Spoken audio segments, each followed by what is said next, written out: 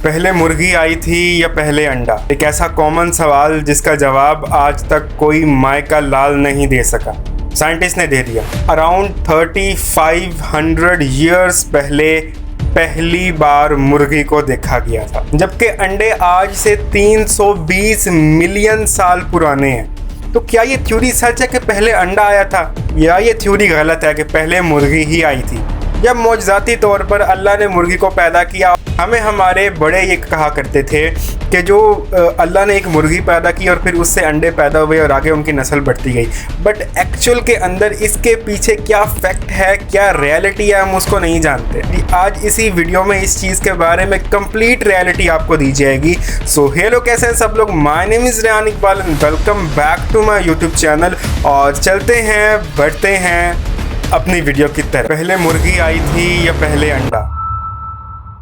एक ऐसा कॉमन सवाल मुर्गी से पहले आए थे। मुर्गी आज से 3500 ईयर्स पहले डिस्कवर की गई थी, यानी अराउंड था। वो अंडा किसी डायनासोर्स के जरिए ही आया था, लेकिन वो मुर्गी का अंडा नहीं था, लेकिन उसमें मुर्गी ज़रूर थी। तो यहाँ से यही तक मालूम होता है कि पहले मुर्गी नहीं आई थी, पहले अंडा आया था। सबसे पहले आपकी मिसकंसेप्चुअल चीज़ें दूर करनी है जो आपके बड़ों ने आपको सिखाई। अक्सर हमारे बड़े कहा करते हैं कि ऐसा करोगे तो ऐसा होगा, ऐसा करोगे तो ऐसा होगा, ये करोगे तो ये होगा। बट एक्चुअल में उसके पीछे कोई रियलिटी होती नहीं है। वो क्यों कहते हैं? क्योंकि उनके बड़ों ने उनको कहा है। अब क्योंकि वो हमारे बड़े हैं इसलिए वो हमें कह रहे हैं, जिसके पीछे कोई फैक्ट नहीं है, कोई रियलिटी नहीं है। हमारे बड़े हमें ये कहा करते थे कि मुर्गी और एक मुर्गा बनाया गया, फिर उनसे अंडा आया, फिर उनसे बच्चे आए और आहिस्ता आहिस्ता उनकी नस्लें बढ़ती गई। और आजकल के ज़माने में इतनी मुर्गियां कि डेली लाखों की तादाद में खाई भी जाती हैं।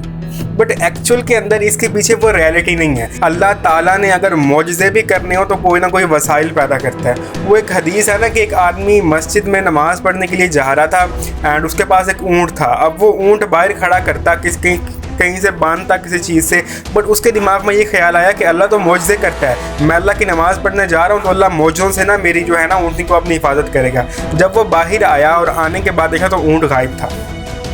इससे हमें सबसे बड़ा सबक यही मिलता है कि अल्लाह मौजज़े भी करे तो कोई ना कोई वसाइल ज़रूर बनता है। इसी तरीके से मुर्गी या अंडा, इन दोनों में से पहले क्या आया और अगर आया तो किस तरह से आया, इन सब चीज़ों के बारे में कंप्लीट डिटेल अभी आगे स्टार्ट करते हैं। उस चीज़ की रियलिटी को भी जानने से पहले हमें इस बात को जानना पड़ेगा दैट व्हाट इज़ इवैल्यूएशन। आपको सिंपल एग्जाम्पल से समझाऊंगा, कोई प्रॉपर डेफिनेशन इंग्लिश झाड़ कर नहीं बताने वाला। आज से 150 मिलियन ईयर्स पहले डायनासोर्स का इस दुनिया पे राज रहा था। As usual all the guys know, उन्होंने इवैल्यूएशन अपनाई थी। किस तरह से अपनाई थी, एक एग्जाम्पल के जरिए आपको बताता हूँ मैं। एक फॉर एग्जाम्पल एक डायनासोर था, उसका कद बहुत ज़्यादा लंबा था। अब लंबा नेचुरली उसका था क्योंकि ऑब्वियसली उसको पेड़ों से खाना चाहिए होता था, पेड़ों के पत्ते खाने होते थे, ठीक है। अब 1000 साल गुजर गया, अब वो पेड़ के पत्ते ख़त्म हो चुके हैं, तो अब वो खाना कहाँ से लेगा? नेचुरली तौर पर एक डिसीजन नेचर ने किया उसके साथ कि उसका कद छोटा कर दिया। किस तरह से किया? कैंची से काट कर कद छोटा कर दिया? नहीं, इवैल्यूएशन के जरिए। अब प्रॉपर रिप्रोडक्शन होगी, आगे बच्चे पैदा होंगे। अब ऐसा नहीं होगा कि 2 डायनासोर्स ने मीटिंग की और तीसरा बच्चा उसका कद छोटा पैदा हो गया। नहीं, इस तरह से नहीं होगा। नेचर सिलेक्शन हज़ारों साल में होती है जाकर। फॉर एग्जांपल अब एक मीटिंग हुई है, उसमें एक बच्चा पैदा हुआ है। अब 99% उस बच्चे के अंदर कोई चेंजिंग नहीं आएगी। बट अगर वही हज़ारों साल तक बच्चे पैदा होते रहे उसका कद छोटा हो जाएगा। अब छोटा हो जाएगा, नेचर सिलेक्शन थी, अब वो आराम से खाना खा सकता है। दूसरी एक और एग्जांपल देखते हैं कि एक जानवर है, वो पानी में रहता था आज से मिलियंस ऑफ साल पहले, ठीक है। अब वहाँ पर पानी की कमी आ गई। पानी की कमी की वजह से उसने खुद को इवैल्यूएट किया और खुद को ज़मीन पर रहने का आदी बनाया। अब किस तरह बनाया कि 2 मीटिंग हुई और बस तीसरा पैदा हुआ और वो जो है वो ज़मीन पर रहने का आदी पैदा हुआ? नहीं, इसमें हज़ारों साल लगते हैं। इसी तरीके से डायनासोर्स ने भी खुद को, डिफरेंट स्पीशीज़ ने खुद को इवैल्यूएट किया और करने के बाद अपने अंदर जो पॉसिबल चेंजिंग्स थी, जो उनके नेचर के लिए, जो उनके अराउंडिंग के लिए बेहतर थी, उसमें खुद वो इवॉल्व हो गए। अब इस चीज का मुर्गी से क्या ताल्लुक है? ताल्लुक है, जरूर ताल्लुक है। उस जमाने के डायनासोर आज के हन हैं। जी हाँ, आज की मुर्गियां उस जमाने की डायनासोर ही हुआ करती थी। हमारी ये मुर्गी डायनासोर के ही बच्चे हैं, उन्हीं के परदादा दादा हैं ये लोग। एक्चुअल में दैट इज द रियलिटी। हम मुर्गी नहीं, एक्चुअली हम डायनासोर खा रहे हैं। बट वो आहिस्ता आहिस्ता इवॉल्व हुआ। ये डायनासोर ही, इसको हम एक इवॉल्व डायनासोर भी कह सकते हैं। इसका ये कहाँ से इवॉल्व हुआ? जिस डायनासोर से इवॉल्व हुए हैं ना, उसका प्रॉपर नाम टी रेक्स था। आपने अक्सर मूवीज के अंदर इसका नाम सुना भी होगा। कहा जाता है, काफ़ी साइंटिस्ट ने ये कहा है कि प्रॉपर उसी से इवॉल्व हुआ है, और कुछ लोग कहते हैं कि ये उसके सबसे ज़्यादा करीबी रिश्तेदारों में से एक है जिनसे ये इवॉल्व हुआ है। अब ज़रा अंडे की और मुर्गी की हिस्ट्री के ऊपर आते हैं और उसके बारे में बताते हैं। अंडा अराउंड आज से 320 मिलियन साल पहले जो था वो डिस्कवर किया गया। किस तरह किया गया भाई? 320 मिलियन साल पहले गए थे? नहीं, उनकी कार्बन डेटिंग करके, उनका आइसोटॉप्स देखकर। ऑब्वियसली डिफरेंट प्रोसेस होते हैं, सिर्फ जानने के साइंस के अंदर आपने पढ़ा हुआ इंटरेस्ट है तो आपको बेहतर तरीके से पता होगा किस तरह से कार्बन डेटिंग करके उसकी एज का पता लगाया जा सकता है आइसोटॉप्स के जरिए। उस वक्त के रेप्टाइल्स जो थे वो अंडा दिया करते थे और वो पानी में रहा करते थे। फिर आहिस्ता आहिस्ता उन्होंने ज़मीन का आदि इवेल्युएट होकर ख़ुद को बनाया, और फिर मगरमच्छ, आज के ज़माने के जो मगरमच्छ, छिपकलियाँ हैं बड़ी बड़ी साइज़ की, वो एक्चुअल में रेप्टाइल्स ही हैं। अच्छा, उन रेप्टाइल से ही डायनासोर भी इवेल्युएट हुए थे। वही रेप्टाइल जो थे वो डायनासोर बने थे। इतने से रेप्टाइल इतने बड़े बड़े डायनासोर में इवेल्युएट हुए। किस तरह?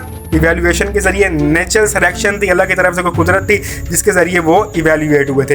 अब अंडे की थ्योरी है जो साइंस ने प्रूव किया इस चीज़ को, उसकी तरफ आते हैं कि अंडे जो थे ना वो मुर्गी से पहले आए थे।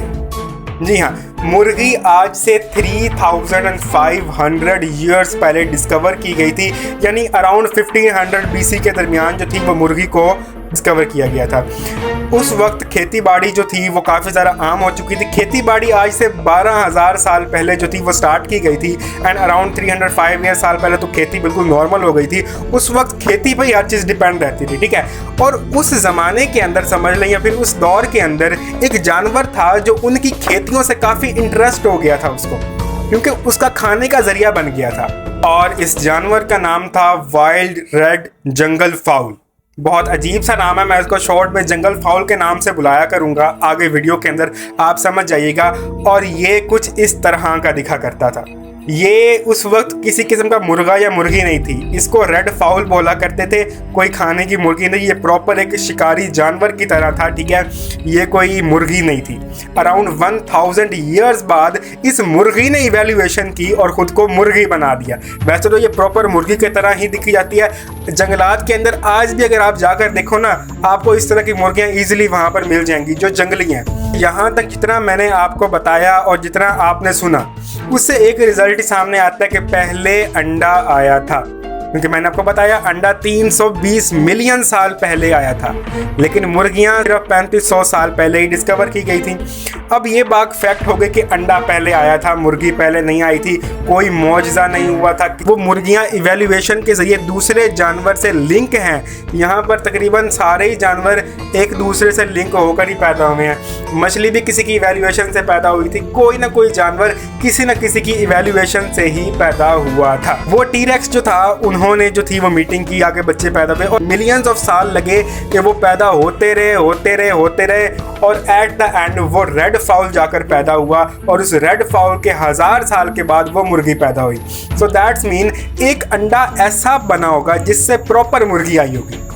वो रेड फाउल भी प्रॉपर मुर्गी नहीं थी।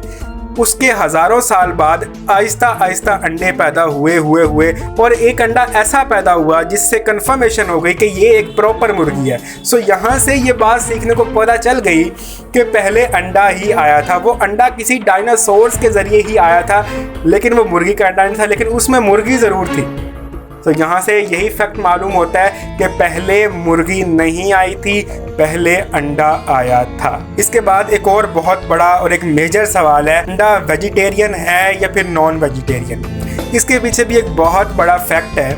वो ये कि जब एक मेल हैन और एक फीमेल हैन दोनों मीटिंग करती हैं और उनसे जो अंडा पैदा होता है उसको फर्टिलाइज एग कहते हैं, और वो वेजिटेरियन होता है। ठीक है। और एक अंडा जो बगैर फर्टिलाइज के, बगैर मीटिंग के एक मुर्गी देती है, उसको नॉन फर्टिलाइज कहते हैं। अब अक्सर हम जो अंडा यूज़ करते हैं नॉर्मल घरों में, जब उसको तोड़ते हैं तो अक्सर अंदर ना एक छोटा सा कतरा खून का होता है और हम समझते हैं कि इससे तो बच्चा निकलना है, बट ऐसा कुछ होता नहीं है। जो मीटिंग से, जो मेल और फीमेल की मीटिंग से अंडा पैदा होता है, उसमें से बच्चा निकल सकता है। मेरी बचपन की एक कहानी भी है कि एक मुर्गी हुआ करती थी मेरे पास, तो सिर्फ मुर्गी थी, कोई मीटिंग शीटिंग नहीं करवाई थी, सिर्फ मुर्गी थी और वो अंडा दिया करती थी।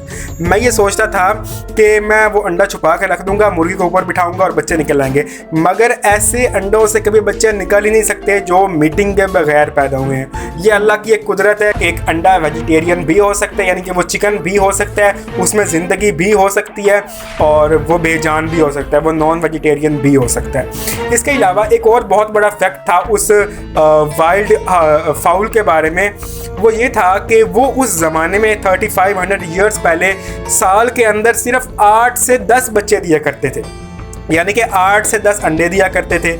लेकिन आजकल की मुर्गियां एक साल में 200 अंडे किस तरह से दे सकते हैं? अब इसके पीछे कोई नेचर सिलेक्शन नहीं थी, और ये बहुत बड़ी रियलिटी है। इसके पीछे कोई इवैल्यूएशन नहीं थी, इसके पीछे था इंसानों का किरदार। यहाँ से उन्होंने मशीन्स का, उन्होंने इवैल्यूएशन को प्रॉपरली आर्टिफिशियली तौर पे खुद बनाना शुरू कर दिया, इंजेक्शन देना शुरू कर दिया, जिससे वो ज़्यादा से ज़्यादा अंडे दें।